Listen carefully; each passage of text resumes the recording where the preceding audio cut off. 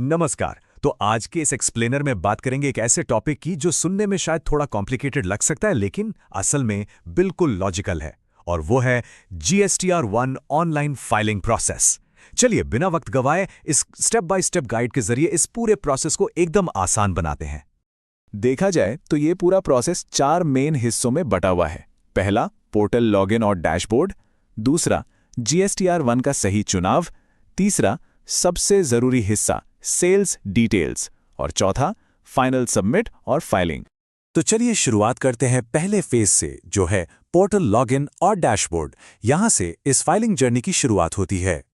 Step 1 सच में बिल्कुल आसान है। बस गूगल पर GST पोर्टल सर्च करना है और सही ID और पासवर्ड के साथ लॉगिन कर लेना है।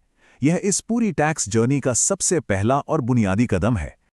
अब लॉगिन करने के तुरंत बाद आता है स्टेप 2, यानी डैशबोर्ड नेविगेशन। सर्विसेज वाले ऑप्शन पर क्लिक करके रिटर्न्स में जाना होता है।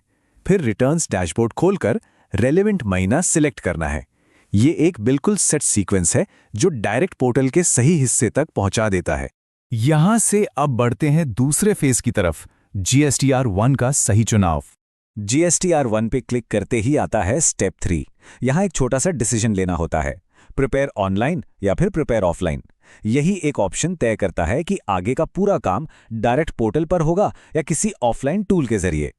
अब यहां आकर थोड़ा एक्स्ट्रा ध्यान देने की जरूरत पड़ती है, क्योंकि अब शुरू हो रहा है तीसरा और सबसे जरूरी फेज, सेल्स डिटेल्स।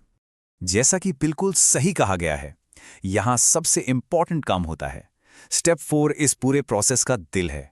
यहां जो भी डिटेल्स भरी जाती हैं वही आगे चलकर पूरे रिटर्न का एक सॉलिड आधार बनती हैं। एकदम क्रूशियल स्टेप है ये। लेकिन हां, डेटा एंटर करने से ठीक पहले 2 टर्म्स को अच्छे से समझना बहुत जरूरी है। एक है B2B यानी रजिस्टर्ड कस्टमर्स और दूसरा है B2C यानी अनरजिस्टर्ड कस्टमर्स। इन दोनों में फर्क काफी बड़ा है। B2B सेल्स के लिए कस्टमर का GST नंबर और इनवॉइसेस की पूरी डिटेल्स डालना अनिवार्य होता है, जबकि B2C सेल्स में सिर्फ नॉर्मल सेल्स एंट्री करनी होती है। ये फर्क क्लियरली समझना सटीक डाटा एंट्री के लिए बहुत जरूरी है। और हां, एक बात और, अगर कोई एक्सपोर्ट, नील रेटेड या एग्जेम्प्ट सेल्स हैं तो उन्हें भी ध्यान से फिल करना जरूरी है। अगर ऐसी कोई भी सेल्स एप्लीकेबल हैं तो इन्हें किसी भी हाल में मिस नहीं किया जा सकता। सेल्स डिटेल्स परफेक्टली एंटर होने के बाद अब एंट्री होती है चौथे और आखिरी फेज में, फाइनल सबमिट और फाइलिंग। ये इस डिजिटल जर्नी का एक तरह से विक्ट्री लैप है। स्टेप 5 को एक बहुत बड़ा चेक पॉइंट समझना चाहिए। सारी डिटेल्स फिल करने के बाद सेव बटन दबाना कभी नहीं भूलना है। उसके बाद प्रीव्यू जनरेट करके सारी जानकारी को डबल चेक करना होता है। इस छोटी सी आदत से आगे चलकर किसी भी किस्म की पेनल्टी या टेक्निकल एरर से आसानी से बचा जा सकता है।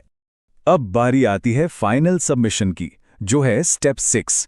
सबमिट पर क्लिक करने के बाद 2 क्लियर ऑप्शंस सामने आते हैं, फाइल विद EVC या फाइल विद DSC। इन दोनों में से किसी एक का इस्तेमाल करके डेटा को ऑफिशियली और सेफली लॉक कर दिया जाता है। और बस इसके तुरंत बाद वो सुकून वाला मैसेज आता है, GSTR1 सक्सेसफुली फाइल्ड। एक बार फाइनल सबमिशन हो गया तो समझिए ये पूरा प्रोसेस ऑफिशियली कंप्लीट हो चुका है। एक शानदार फिनिश। तो चलिए एक बार जल्दी से इस पूरे प्रोसेस का रिकैप कर लेते हैं। पहला, पोर्टल पर लॉगिन। दूसरा, रिटर्न्स डैशबोर्ड। तीसरा, GSTR1 का चुनाव। चौथा, सबसे मेन सेल्स डिटेल्स भरना। पांचवा, डेटा को सेव और प्रीव्यू करना। और छठा और आखिरी, सबमिट करके फाइल करना। देखा जाए तो एक बिल्कुल क्लियर और स्ट्रेट फॉरवर्ड सीक्वेंस है ये।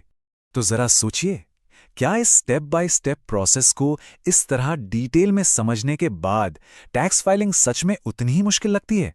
असल में जब चीजों को लॉजिकली ब्रेक डाउन किया जाता है तो उस काम को करने का आत्मविश्वास खुद ब खुद बढ़ जाता है।